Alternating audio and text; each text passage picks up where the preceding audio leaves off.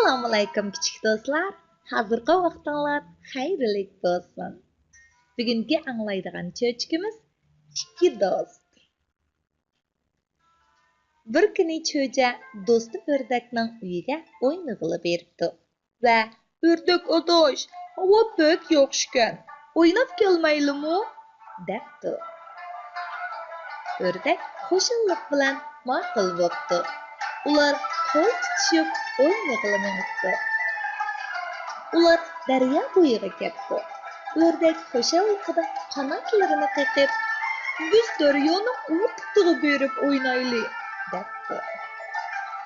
O'rdak irg'on keti suvga tushib uzishga boshladi. U cho'jining qirg'oqda turganligini ko'rib, "Odosh, tushya o'ynaymiz" debdi.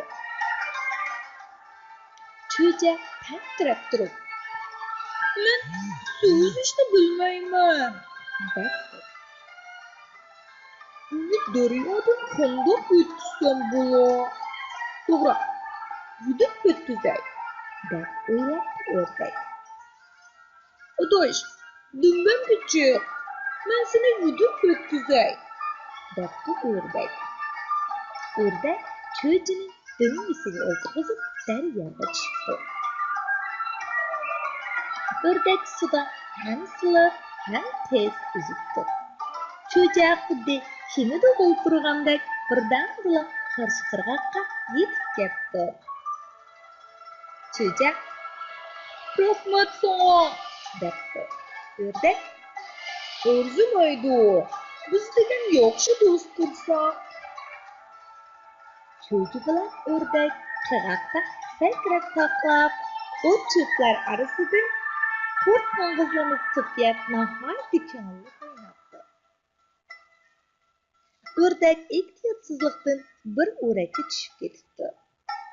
U har qancha qilibmi o'rdakdan chiqolmay yig'lashga boshlabdi. Cho'ja tit-tit bo'ldi. "Qandoq qilish kerak? To'g'ri, o'rdak suv uzishni biladi. Men o'rakka suv to'ldirsam, u laylab chiqa oladi emasmi?" deb o'ylabdi. Cho'ja daryodan chelak bilan suv to'shib kelib o'rakka quyibdi. U o'rakka to'xtamay suv quyibdi. O'rak bora to'lishga boshlabdi.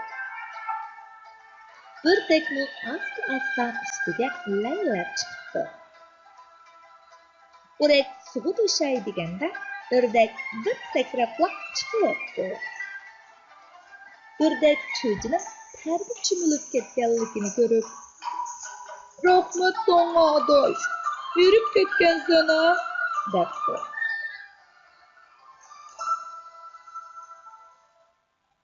Cho'ji terlarini surtib turib, "Kerak yo'q. Sen sog'-salomat bo'lsanglar, men xush bo'laman" debdi. Cho'ji bilan o'rdak qo'shil bo'lgan holda "Ikkimiz yaxshi do'st bo'lgandan bir-birimizga yordam berishimiz kerak-da" deyishdi. Kichik do'stlar, bugungi cho'chkimiz shu yergacha. Allohga omonat.